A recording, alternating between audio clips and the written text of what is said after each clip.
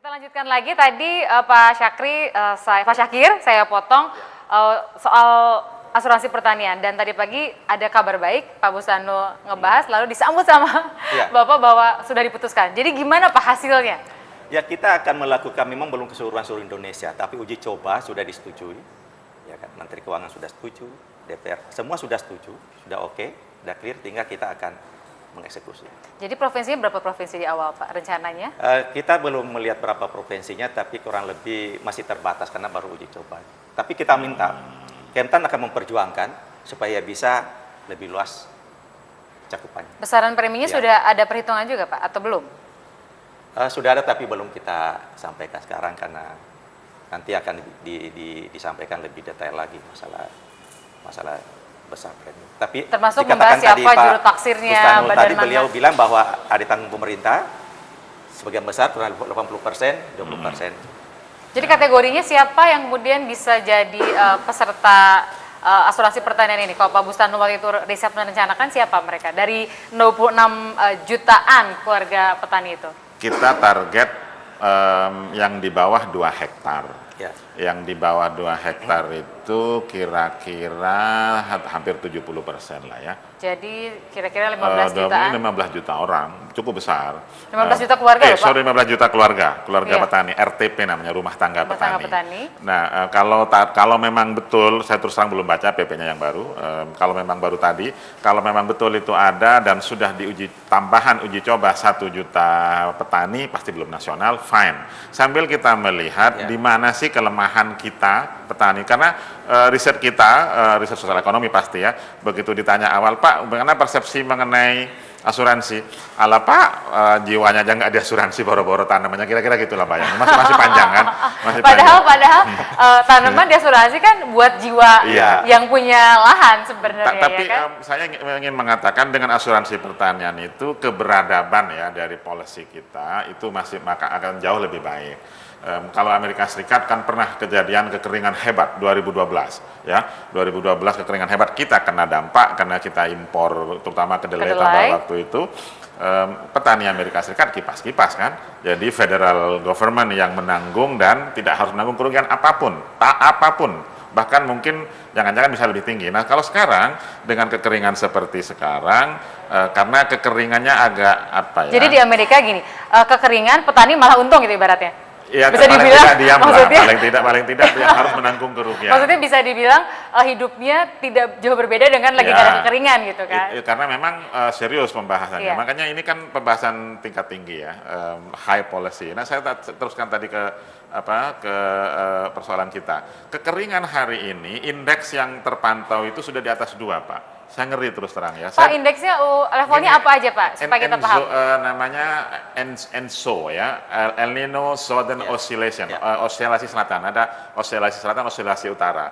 Jadi kalau 1,5 itu angka indeksnya sama dengan waktu kita El Nino hebat 97.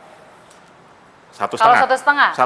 Nah, kemarin awal bulan Agustus masih 1,5, 1,45 lebih tepatnya. Kemarin saya dapat dari Pak Deputi BMKG Senin kemarin ya, minggu lalu, ternyata kita sudah mendekati 2. Nah, sekedar gambaran karena kita membahas stok pangan, sekedar gambaran. Pada indeks 1,5 tahun 97, kekeringan hebat, semua orang mengatakan everything should be fine, tapi kita mengimpor beras 6 juta ton pada waktu itu ya.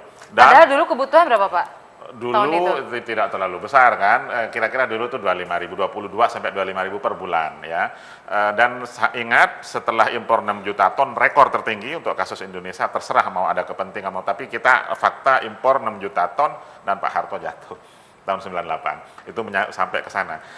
Terus terang ini kita tidak ingin seperti itu. Bagaimana caranya bahwa dampak mikro plus nanti dampak makro tetap perlu ditanggulangi. Tadi progres kalau memang sampai ada asuransi setuju, saya belum baca beritanya, mungkin teman-teman media juga belum banyak yang baca ya. Nah, kalau sekarang kita ngomong makro, kalau 2 berarti kan dampak kekeringannya bisa lebih dahsyat dong. Tahun 97 aja segitu yang 1,5, apalagi kalau 2. Bisa impor 6 juta ton. Nah, dengan penduduk yang lebih sedikit dibanding? Ya, nggak terlalu banyak, sedikit lah.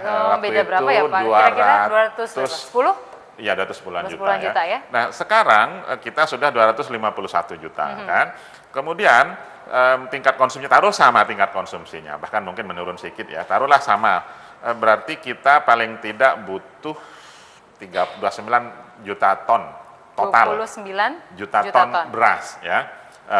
Kita makan ini. Nah, kalau dari data lebih dong, dari data kita lebih. Nah, kita tempo hari pernah membahas datanya, datanya ada overestimate ya. Yeah. Oke, taruhlah itu benar dulu datanya. Yang kemudian kami sebagai ekonom pertanian sedang mencoba memperbaiki metodologi estimasi itu.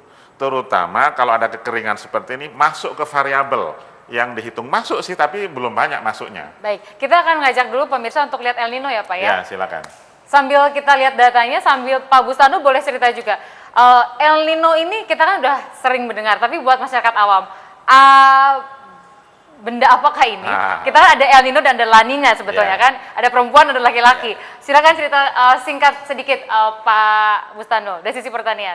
Ya, saya bukan ahli kelimat ya, tapi kira-kira pemahaman umumnya El Nino itu dari bahasa Latin anak kecil laki-laki. Kan? Kenapa? Karena di selatan Khatulistiwa, terutama di Chile waktu itu ya, itu awan panas sekali, awan dingin, kemudian kira-kira membawa ke sana, bawa hujan. Kalau terpa hujan ke sini, tapi dia tidak turun di sini hujannya. Turun mungkin di sekitar utara, di Thailand, bahkan India ada kebanjiran.